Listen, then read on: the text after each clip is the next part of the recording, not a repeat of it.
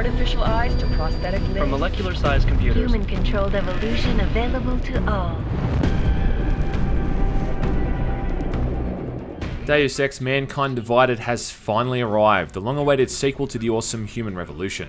Again developed by Eidos Montréal and released for Microsoft Windows, PlayStation 4 and the Xbox One.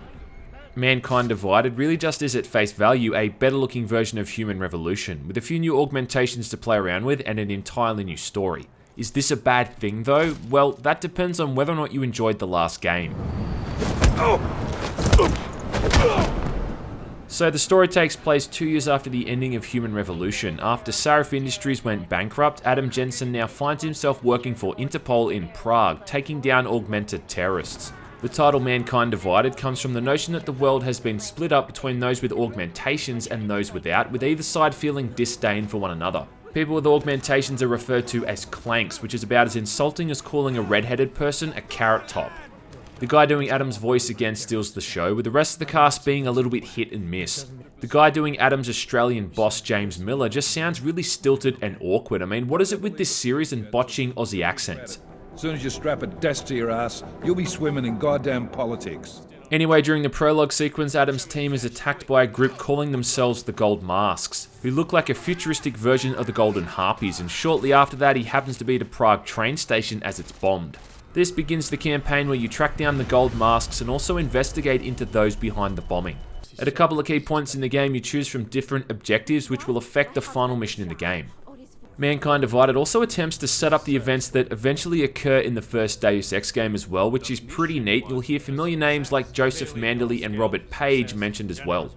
Disappointingly though, Mankind Divided feels really short. I mean, I went around doing all the side missions and exploring as much as I could, and the whole thing clocked in at around 12 hours. The ending is also a little bit abrupt, and I feel like they didn't really resolve things as well as they could have. This time around there's only one hub in the game, which is Prague, where you'll spend about 90% of the game. You do have other locked off missions in other areas like Switzerland and London, but most of the time you'll be walking around the Prague streets.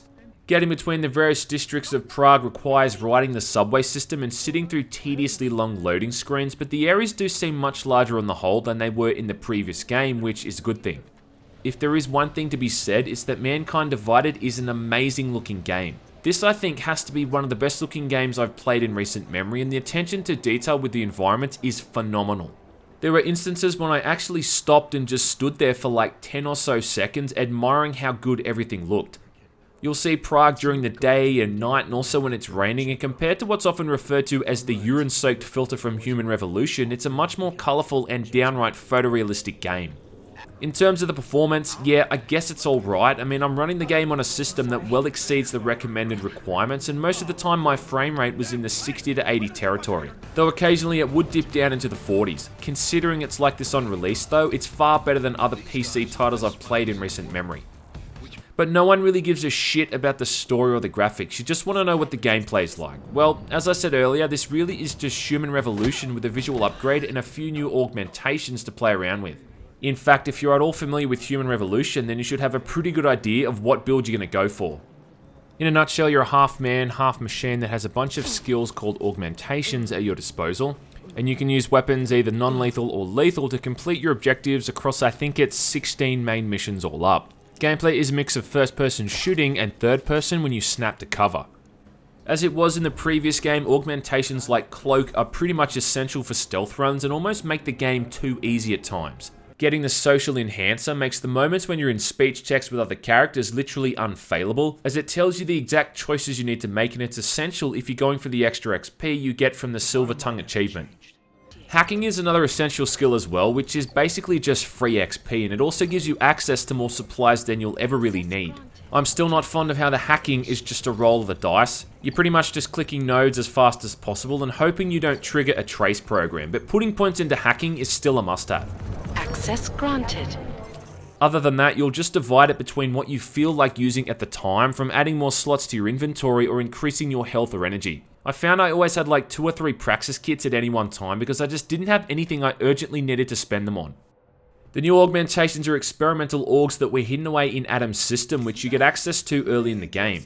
Now, the way these work is that whenever you activate one of them, it overloads Adam's system, forcing him to permanently deactivate another augmentation. This might sound like a bad thing, but it's really not when you consider that there's plenty of them that aren't really all that useful anyway. Things like punching through walls looks cool, but it's used maybe half a dozen times in the entire game, and there's always another way around anyway.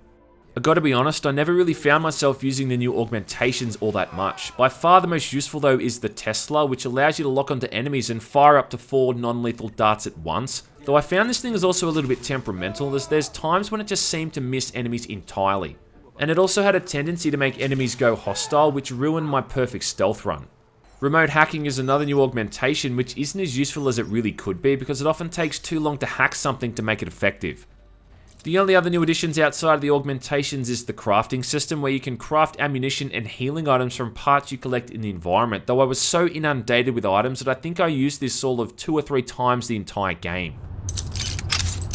Much like Human Revolution, Mankind Divided really does reward you for choosing a stealthy and non-lethal option, and downright punish you for taking a guns blazing approach, at least on the high difficulties anyway. If you're stuck moving forward because an area is heavily guarded, there is always another way around, if not 2 or 3, and shooting everyone is never the best option.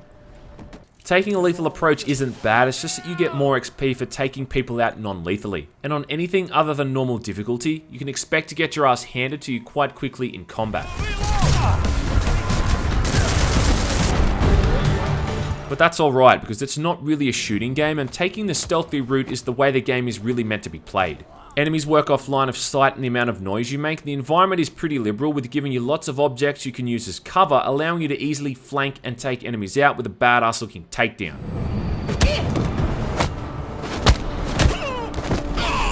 There is still a bit of trial and error with the stealth though. There's times when I wasn't sure what I could and couldn't get away with, and I hate the way they make you drag bodies in this game. I mean, just let me throw someone over my shoulder and be done with it. But mostly when you mess up in this game, it's your own fault, and the challenge the game offers on the highest difficulty makes it immensely satisfying when you complete your objectives and get that much coveted Ghost XP bonus. I think part of what makes the stealth less punishing too is the inclusion of a quick save, so you can save before you want to try something, and if it doesn't work, you've only lost the last 30 seconds of your life instead of the last 10 minutes if it had to revert to a previous checkpoint.